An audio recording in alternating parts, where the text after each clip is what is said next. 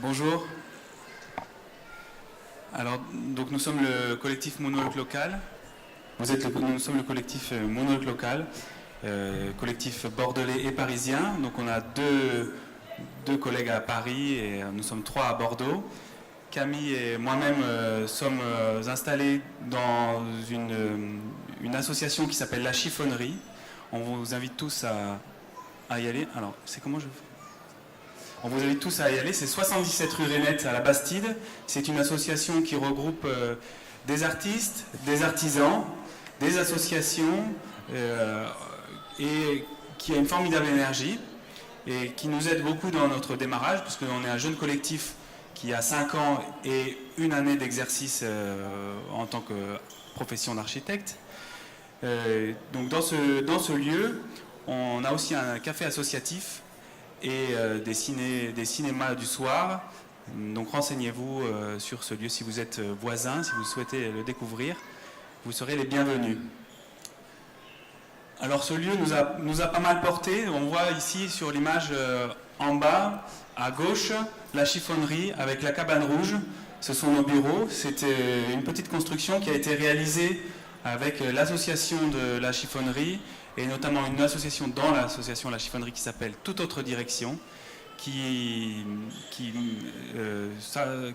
fait du réemploi de matériaux de seconde main, donc qui récupère dans des chantiers de démolition, de déconstruction, et qui les réutilise dans de nouveaux chantiers. Et cette cabane est issue de cette réflexion-là sur le réemploi des matériaux. Et donc nous avons nos bureaux en 100% en réemploi. Voilà, donc cette petite cabane rouge. Sur notre pratique, ça a beaucoup d'impact et ça nourrit notre pratique. Donc c'est la deuxième colonne, la matière.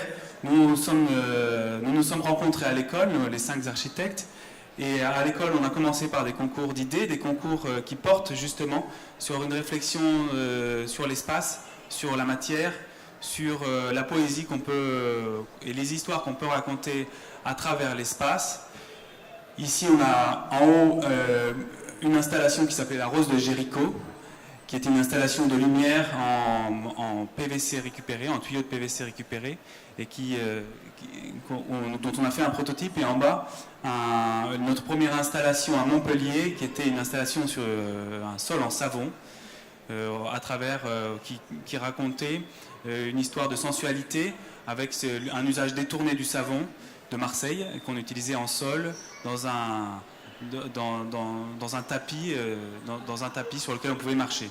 Voilà, donc tout ça, ce sont notre démarrage, notre histoire vient de là, de l'école et on se projette dans des espaces sur la matière et la poésie. Et on aime beaucoup la fabrication de prototypes et la fabrication de maquettes. Aujourd'hui, on a dans la chiffonnerie, on a un petit atelier pour faire nos prototypes et nos maquettes. On va vous présenter aujourd'hui un projet qui était à Bègles, une échoppe, donc comme Julien l'a dit, une échoppe et à travers nos maquettes, que vous verrez en photo, c'est un médium qu'on utilise beaucoup pour expliciter nos projets, pour se mettre d'accord avec nos clients sur les prestations et leur faire comprendre un petit peu avant de la construction ce qu'est le projet. Voilà, je vais laisser la parole à Camille. Bonjour, donc on va vous parler du projet du meuble habité. Donc c'est une rénovation intérieure d'une échoppe à Bègles. Et je voulais préciser que tout ce travail qu'on avait sur la matière et sur l'exploration de la matière, c'était aussi pour mieux, c'est un côté poétique et artistique, mais aussi pour mieux servir le côté technique, travail avec les artisans aussi pour mieux concevoir et mieux fabriquer avec eux. Alors là, c'est une échoppe donc à Bègles, une échoppe très modeste et très mignonne. L'extérieur n'était pas à toucher. On voit la pierre. En fait, la commande portait uniquement sur de l'agencement intérieur. En creusant un peu, on a vu qu'il fallait quand même l'assainir et l'isoler. Donc il y a eu aussi un travail de rénovation énergétique sur cette maison. Donc là, on voit, alors vous voyez pas très bien le plan, mais c'est juste ça, cette diapositive, c'est pour vous expliquer qu'en fait l'organisation intérieure de l'échoppe était pas très bien organisée. C'était déjà une extension à l'arrière en mâche-fer, derrière les pierres de taille. Et en fait, il y avait 2 chambres, mais pour accéder à la 2e chambre, il fallait traverser la salle de bain. Alors autant vous dire, j'imagine que vous avez pu connaître ça éventuellement dans certains appartements ou certaines échoppes rénovées, mais c'était assez compliqué voilà, pour les clients de pouvoir accéder à leur 2e chambre. Si la salle de bain est occupée, c'est pas possible même. Voilà. Donc en fait, on a enlevé les cloisons. Voilà, le principe c'était d'avoir un espace traversant, la flèche du schéma en haut à gauche. C'était l'idée d'avoir un espace traversant depuis la rue. Ah oui. Depuis la rue vers le jardin au fond. Alors au début, depuis la rue, c'est le salon, ensuite la cuisine et enfin une véranda qu'ils avaient fait rajouter, qu'on n'a pas touché, qu'on a conservé, qui leur sert aujourd'hui de salle à manger. Ensuite, le 2e schéma, c'était d'avoir un espace, de séparer l'échoppe en espace jour et espace nuit. Un peu ce qu'il y avait avant, mais de garder cette distinction d'usage entre le jour et la nuit. Et on s'est dit qu'on allait fabriquer... Ça va? Vous voulez qu'on... Je vais continuer à raconter quand même qu'on crée un meuble habité, en fait. Un meuble qui vienne optimiser l'espace et qui vienne séparer l'espace jour de l'espace nuit. Donc ce meuble permet à la fois d'avoir une séparation visuelle épaisse entre les deux, une séparation acoustique également. Et ce meuble vient recevoir toutes les fonctions. C'est-à-dire qu'on vient y mettre la salle de bain, on vient y mettre les toilettes, l'espace du linge et aussi plein de meubles en fait, de rangement de placards pour l'espace cuisine et l'espace du salon. Le meuble télé, on va le voir par la suite. Voilà, donc là en maquette, on a commencé à travailler avec cette maquette, à présenter aux clients en fait l'idée principale qui était d'enlever les cloisons séparatives, de révéler aussi le mur intermédiaire en pierres apparentes pour donner un peu de charme et de chaleur à l'intérieur. Et alors je ne sais pas si vous voyez bien, sur l'image de droite, on voit que ce meuble habité vient organiser l'espace. Vous voyez en plan là, le meuble il est en gris. En fait on a aussi un peu incliné le meuble pour pouvoir garder les fenêtres, pour pouvoir s'organiser par rapport aux fenêtres existantes qu'on n'a pas retouchées. Et ça donnait aussi une dynamique au volume, ce qui fait que quand on rentre dans la pièce depuis l'entrée, que vous voyez en bas à gauche, on a ce mur qui longe, ce meuble habité qui longe et qui oriente vers le jardin, la vue vers le jardin. Donc ça offre aussi une perspective qui agrandit l'espace intérieur, qui est assez modeste, puisque là on a 60 mètres carrés, ça j'ai oublié de le préciser, on a 60 mètres carrés intérieurs. Alors là, vous voyez une coupe.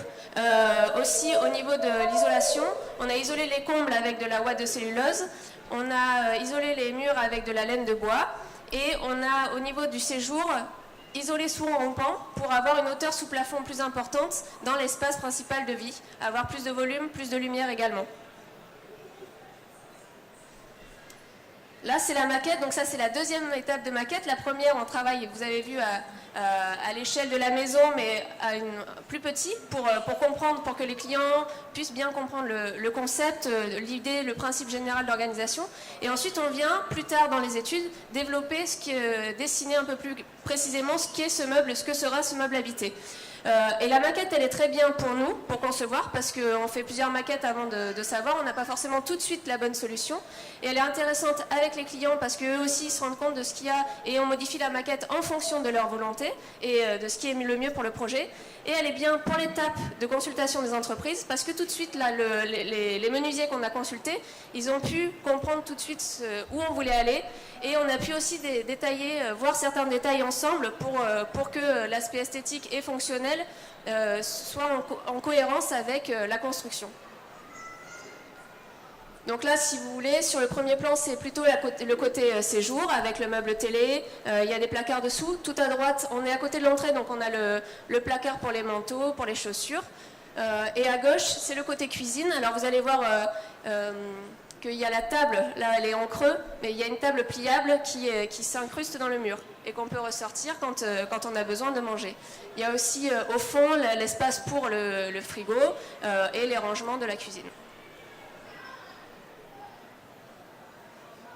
Alors on passe de la maquette, on a la même vue, au chantier. Donc là, nous on est heureux, là le menuisier vient de commencer à implanter, à mettre son ossature, on commence à voir vraiment dans l'espace ce que ça peut devenir. Et enfin, voilà, le menuisier a habillé le tout de contreplaqué de peuplier. Ce choix de matériaux, c'était pour plusieurs raisons. Une raison esthétique, d'avoir un bois pas trop veiné, assez clair, parce qu'on est dans un petit espace, volonté de pas trop marquer. Il y a cette chaleur aussi, mais c'est aussi une question financière, puisque le contreplaqué de peuplier est plutôt bon marché. On voit donc la table, si on revient à la table qui est dépliée, et lorsque l'on n'en a pas besoin, on replie la table qui s'insère dans le mur. Ici, on voit l'intérieur, on a la salle de bain dans notre dos, on regarde vers la porte des WC. À gauche, on a le lave-linge, on a des placards au-dessus des étagères pour mettre tout le linge sous ces parties de la maison qu'on ne sait pas forcément où ranger d'habitude. Voilà, et là, c'est intégré, ça ne pose pas trop de questions. Et il y a possibilité, si besoin, si sèche-linge il y avait, de superposer les deux éléments. Et là, on voit, pour finir, des détails de jonction entre ces matériaux, qui est le contreplaqué de peuplier et le mur qui a été ravalé, le mur en pierre qui a été ravalé. L'intégration des joints, de la table, il y a une petite poignée qu'on a fait fabriquer à la chiffonnerie par le maroquinier de la chiffonnerie. Voilà, c'est ce genre de détails qu'on aime bien intégrer et qui finissent bien les projets. Voilà. Et c'était une très belle relation avec les clients qui sont pas là aujourd'hui, qui étaient là hier, et on était heureux avec eux de redonner une deuxième vie à cette maison. Voilà.